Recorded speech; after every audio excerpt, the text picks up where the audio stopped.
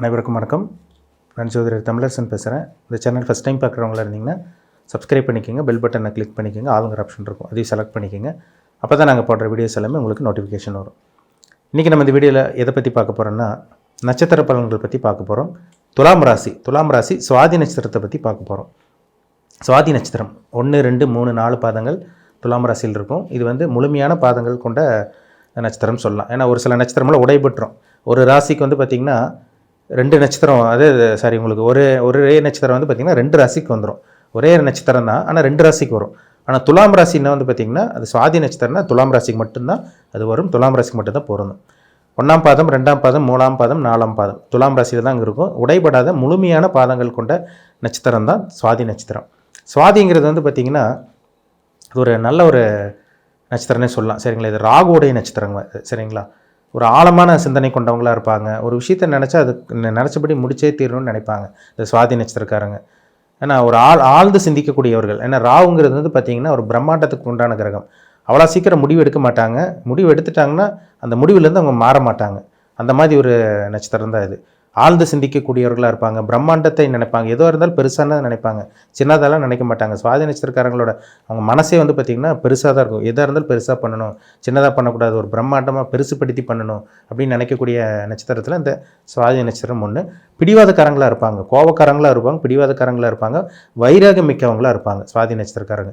அவ்வளோ சீக்கிரம் உங்களுக்கு துலாம் ராசி சுவாதி நட்சத்திரக்காரங்க அவ்வளோ சீக்கிரம் கோபமே வராதுங்க. ரொம்ப எளிமையாக இருப்பாங்க, எல்லாத்துட்டும் சமமாக பழகணும்னு நினைப்பாங்க. ஆனால் கோவம் வந்து எக்ஸ்ட்ரீம் லெவல், உச்சக்கட்டமான கோவம் வரும், ஆக்ரோஷம் அந்த அளவுக்கு வரும். ஏன்னா சுவாதிங்கிறது அது ராகுடைய நட்சத்திரம். ஆனால் இது நல்ல ஒரு ராசி, நல்ல ஒரு ராசிங்க, இது நல்ல ஒரு நட்சத்திரம். எந்த ஒரு விஷயமா இருந்தாலும் யோசிக்காமல் முடிவெடுக்க மாட்டாங்க. பொதுவாகவே துலாம் ராசி காரங்க வந்து பார்த்திங்கன்னா ஒரு வியாபாரம் தந்திரம் தெரிஞ்சு வச்சுருப்பாங்க. வியாபார தந்திரம் தெரிஞ்சு வச்சுருக்கவங்க தான் துலாம் ராசிக்காரங்க. ஏன்னா ராசி சின்னமே தராசுங்கிறனால அந்த நேக் தெரியும். அந்த வியாபார நேக்கெல்லாம் உங்களுக்கு நல்ல ஒரு நெளிவு சொல்லிவெல்லாம் கற்று வச்சுருப்பாங்க. அதேமாதிரி வந்து பார்த்திங்கன்னா இறக்க குணம் உங்களுக்கு அதிகமாக இருக்கும். நிறைய நண்பர்கள் உங்களுக்கு இருப்பாங்க. அதேமாதிரி வந்து பார்த்திங்கன்னா அடுத்தவங்க மேலே ஒரு ஈர்ப்பு இருக்கும். ஆப்போசிட் பர்சன் மேலே ஒரு அட்ராக்ஷன், ஒரு ஈர்ப்பு இருக்கும் உங்ககிட்ட.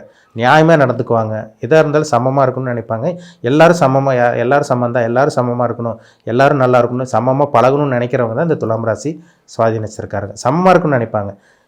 ஒரு சில பேரெல்லாம் பார்த்திங்கன்னா ஆள் பார்த்து தான் பழகுவாங்க. இவங்க வந்து எல்லாத்துட்டையும் ஒரு எளிமையாக பழகக்கூடியவர்கள்னு சொல்லிடலாம். துலாம் ராசி சுவாதி நட்சத்திரக்காரங்க எல்லோரும் நல்லா இருக்கணும், எல்லாம் சமமாக இருக்கணும்னு நினைக்கிறவங்க தான் இந்த ராசி, இந்த நட்சத்திரக்காரங்க. ஒரு நல்ல ஒரு ராசிங்க இது. நல்ல ஒரு ராசி, நல்ல ஒரு நட்சத்திரம் தான். நிறைய பேர் வந்து பார்த்திங்கன்னா பிஸ்னஸ் மேனாக இருக்காங்க, சொந்த தொழில் பண்ணிகிட்டு இருக்கவங்களாம் பாருங்கள் இந்த துலாம் ராசி சுவாதி நட்சத்திரக்காரங்களாக இருப்பாங்க. ஒரு சில பேர் தான் இந்த ஐடி ஃபீல்டில் போய் செட்டில் ஆகிடுறாங்க. ஐடி ஃபீல்டில் அவங்க செட் ஆகிடுது ஒரு சில பேருக்கு. பிறக்கும் போதே பாருங்கள் இந்த நட்சத்திரக்காரங்களுக்கு வந்து பிறக்கும் போது ராகுதசை தான். பிறக்கும் போது ராகுதசை ஒரு சில பேர்த்துக்கு நிறைய பிரச்சனை கொடுக்குதுங்க. குடும்பத்தை வளர விடாமல், அப்பா அம்மாவுக்கு நல்லா இல்லாமல், இவங்க குடும்ப ஒரு வறுமையில் வாழ்கிற மாதிரி, காசு பணம் இல்லாமல் கொஞ்சம் கஷ்டத்தில் இருப்பாங்க ஒரு சில பேர். அவங்க நீங்கள் துலாம் ராசி சுவாதி நட்சத்திரக்காரங்களாக இருந்தீங்கன்னா நீங்கள் சின்ன வயசில் எப்படி இருந்தீங்கன்னா உங்களுக்கு நல்லாவே தெரியும். கொஞ்சம் வறுமையிலே வாழ்கிற மாதிரி இருக்கும். ராகு வந்து ஒரு இருள் கிரகம். அப்போ ஒருத்தருக்கு ராகுதசை நடந்து பாவகிரகம் சம்மந்தப்பட்டு ராகுதசை நடந்தவங்களுக்கு குடும்பமே ஒரு வாட்டி வதைச்செடுக்கிற மாதிரி பண்ணும். குடும்பமே ஒரு டெவலப்மெண்ட் இல்லாமல் ஒரு இருட்டுக்குள்ளே இருக்கிற மாதிரி, ஒரு வறுமையில் வாழ்கிற மாதிரி, காசு பணத்துக்கு பிரச்சனையோட கஷ்டத்தோடு வாழ்கிற மாதிரி இருக்கும் அந்த காலகட்டங்களில். துலாம் ராசி சுவாதி நட்சத்திரக்காரங்களுக்கு இப்போ அந்த இதெல்லாம் தாண்டி வந்தவங்களுக்கு உங்களுக்கு தெரியும். 30-40 வயசில் இருக்கவங்களுக்கு நீங்கள் சின்ன வயசில் எப்படி இருந்தீங்கன்னா உங்களுக்கு நல்லாவே தெரியும். ஒரு சில பேர் தான், ரொம்ப ரேராக ஒரு சில பேர் தான் ஒரு நல்ல ஒரு வாழ்க்கையை அவங்க இந்த ராகுதிசை அமைச்சு கொடுக்குது. ராகுதிசை முடிச்சு குருதிசையில் தான் ஒரு சில பேருக்கு நல்ல ஒரு வாழ்க்கை அமையுதுங்க. ஏன்னா 1ஆம் பாதத்தில் பிறந்தீங்கன்னா உங்களுக்கு 18 வருஷம் ராகுதிசை நடந்துடும். இது பாதி உங்களுக்கு 3-4ஆம் பாதத்தில் பிறந்தீங்கன்னா உங்களுக்கு கிட்டத்தட்ட ஒரு 9 வருஷம், ஒரு 7 வருஷம் அந்த மாதிரி தான் வரும் உங்களுக்கு. அது அப்ராக்சிமேட்டாக சொல்கிறேன். இப்போ 1ஆம் பாதத்தில் பிறந்தவங்களுக்கு கண்டிப்பாக உங்களுக்கு ராகுதிசை 18 வருஷம் ராகுதிசை கன்ஃபார்மாக உங்களுக்கு நடந்துடும். 2ஆவது வரக்கூடிய குருதிசை. குரு வந்து பார்த்திங்கன்னா உங்களுக்கு ஒரு சில பேருக்கு நல்லது பண்ணுதுங்க. குரு திசையில் தான் ஒரு சில பேருக்கு ஒரு வாழ்க்கை ஒரு வழிகாட்டின்னு சொல்லிடலாம்.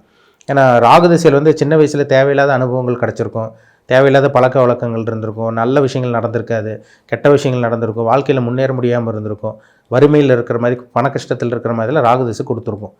18 வயசு ஒன்றா 15 வயசில் இருப்பீங்க. 15 வயசுக்கு மேலே இல்லை 18 வயசுக்கு மேலே தாண்டவங்களுக்கெல்லாம் பார்த்திங்கன்னா குரு திசை. அந்த குரு திசை தான் ஒரு சில பேருக்கு நல்லதை பண்ணுது.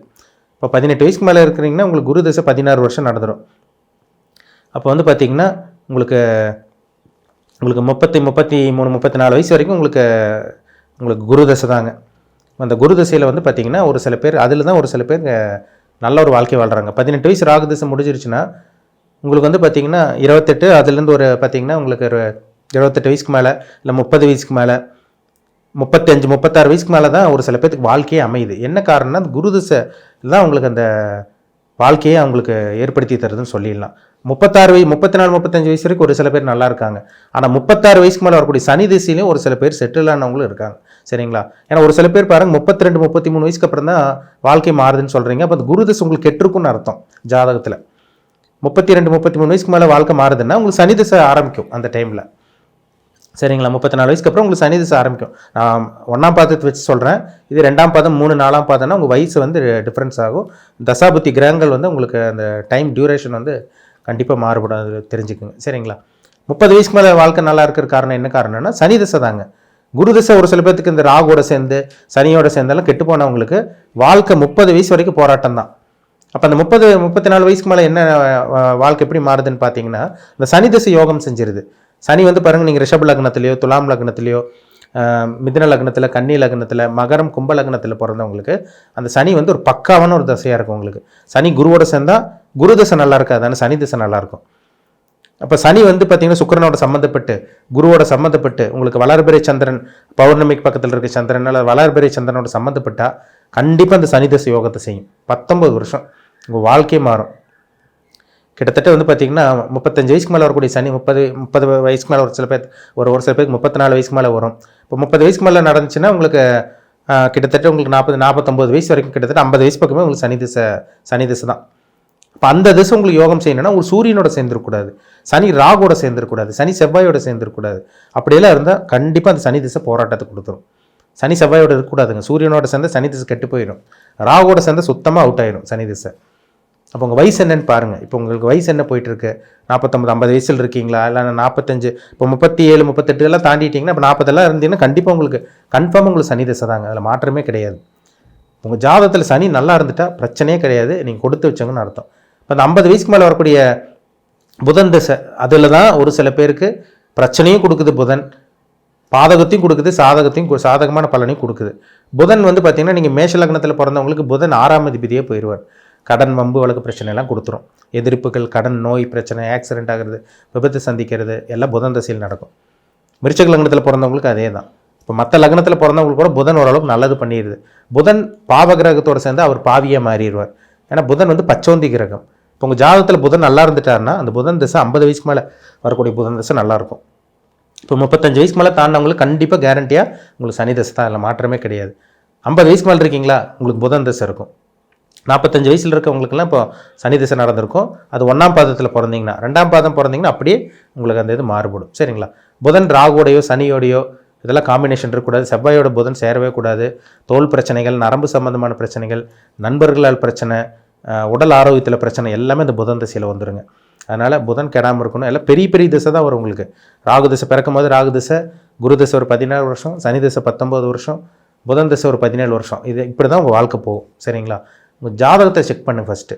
என்ன தசாபுத்தி, உங்கள் வயசு என்ன, இப்போ என்ன நிலமையில் இருக்கீங்க, நேரம் நல்லா இருக்கா இல்லை நேரம் கெட்டு போச்சா, உங்களுக்கு நல்ல நேரம் இல்லாமல் உங்களுக்கு நெகட்டிவான விஷயங்கள் உங்கள் வாழ்க்கையில் நடக்குதா, என்ன பண்ணலாம் என்ன பண்ணக்கூடாது, உங்கள் ஜாதகத்தை பார்த்து உங்கள் நேரங்காலம் தெரிஞ்சுக்கிட்டிங்கன்னா நீங்கள் அடுத்து என்ன பண்ணலாம் என்ன பண்ணக்கூடாது உங்களுக்கே ஒரு தெளிவான ஒரு ஐடியா கிடச்சிரும். நீங்கள் அதை பார்த்து நீங்கள் உங்கள் லைஃப் பார்த்து நீங்கள் போயிட்டே இருக்கலாம். சரிங்களா? உங்கள் தனிப்பட்ட ஜாதகம் பாருங்கள், என்ன பண்ணலாம் என்ன பண்ணக்கூடாது உங்களுக்கு ஒரு ஐடியா கிடச்சிரும்.